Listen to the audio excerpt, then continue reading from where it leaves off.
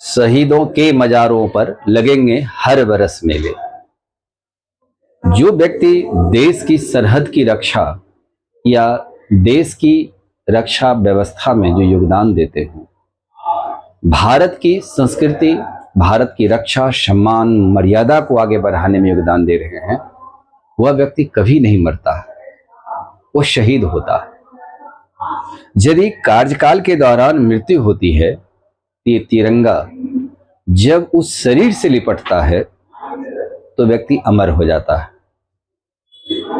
इसी संदर्भ में आज़ादी की लड़ाई जब हम भारत लड़ रहे थे, उस समय में भी जो शहीद हुआ उनकी स्मृति को ध्यान में रखकर जो आज हम स्वतंत्र भारत के नागरिक के रूप में स्वतंत्रता का अधिकार को हमें जो प्राप्त किए हैं, नागरिक अधिकार जो हमें प्राप्त है, इनकी सम्मान देना कई वर्षों तक यह हमारे भारत की भारतीयता है।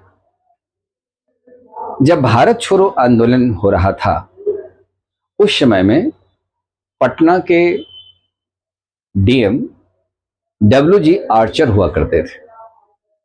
सचिवालय पर जब झंडा फहराने की बात हुई तो ये विद्यार्थी जीवन में जो Ram Manohar seminary, Patna collegiate school, high school तक के छात्र, एक BN कॉलेज के भी छात्र थे, इन्हीं युवाओं के द्वारा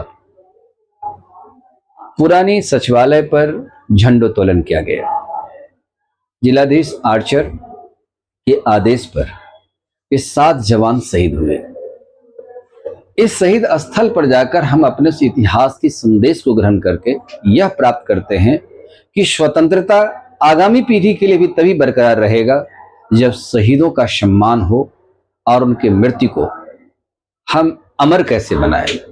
इसी स्मृति के साथ 11 अगस्त 1942 को शाम के 4:57 में यह घटना पटना में घटा था। इसमें 7 छात्र शहीद हुए। 7 स्मृति पार्क के रूप में, स्मृति स्थल के रूप में यह क्षेत्र जाना जाता है, जो बिहार की एक पहचान भी है। बिहार के इतिहास को यदि हम खंगालते हैं तो आधुनिक भारत के इतिहास में यह भी एक दर्शनीय स्थान के रूप में है।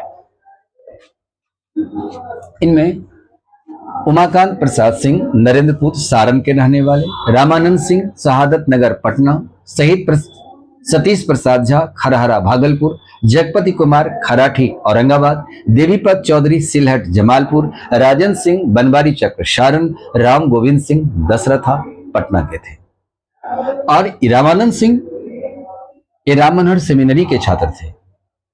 अब सोचने की बात है कि राम मनोहर सेमिनरी जो आज भी हमारे नजदीक में है, जब हम उस स्थान पर जाते हैं और इतिहास के उस संदेश को ग्रहण करते हैं, या पटना कॉलेजिएट जाते हैं, पुनपुन हाई स्कूल जाते हैं, तो वह शहीद सबसे पहले दिमाग के अंदर आता है, क्योंकि वह शहीद मरा नहीं है, इसीलिए तो शहीद कहलाता है। इस शहीद स्मारक का शिलान्यास जो है 15 अगस्त 1947, जब भारत जिस दिन आजाद होता है, उसी दिन बिहार के प्रथम राज्यपाल जयराम दास दौलतराम ने इसका शिलान्यास किया। फिर इसका निर्माण हुआ और निर्माण होने के बाद 24 अक्टूबर 1956 को देश के राष्ट्रपति डॉक्टर राजेंद्र प्रसाद जी इस 7 शहीद मूर्ति का अनावरण किया, ताकि यह संदेश जन जन तक बना रहे।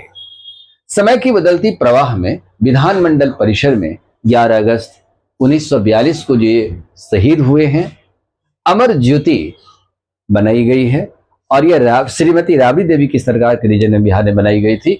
11 अगस्त 1997 को बनाया गया। बलिदानों की याद में अमर ज्योति निर्माण किया गया, जिस पर दीप जलता रहता है। दूसरा स्थान है दानापुर छावनी, जिसमें 218 जवान वीरगति ये बिहार के हुए थे।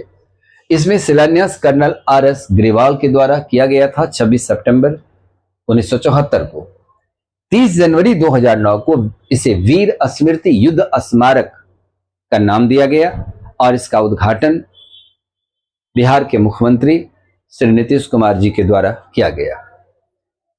उसके बाद शहीद कारगिल स्मृति पार्क जो 1999 में अघोषित कारगिल युद्ध हुआ था, इसमें बिहार के 18 जवान उस समय में शहीद हुए। हालांकि और भी जवान शहीद हुए, लेकिन तब तक ये शहीद स्मृति पार्क निर्माण कार्य हो चुकी थी, उसकी शिलान्यास दिया जा चुका था। जब विजय दिवस मनाया गया था तो संजोग बस ऐसा था कि हमें भी माल्यार्पण करने का मौका मिला था। गवर्नर साहब का आगमन हुआ था और जिस दिन इसका उद्घाटन हुआ था तो मुख्यमंत्री राबड़ी देवी जी थे, तो वहां भी हमें माल्यार्पण करने का मौका मिला था। शहीद स्मृति पार्क जो गांधी मैदान के एक छोर पर है, 4 जनवरी 2000 को यह उद्घाटित हुई थी। इसमें 18 जवान वीरगति को प्राप्त करने के सम्मान में यह बनाया गया।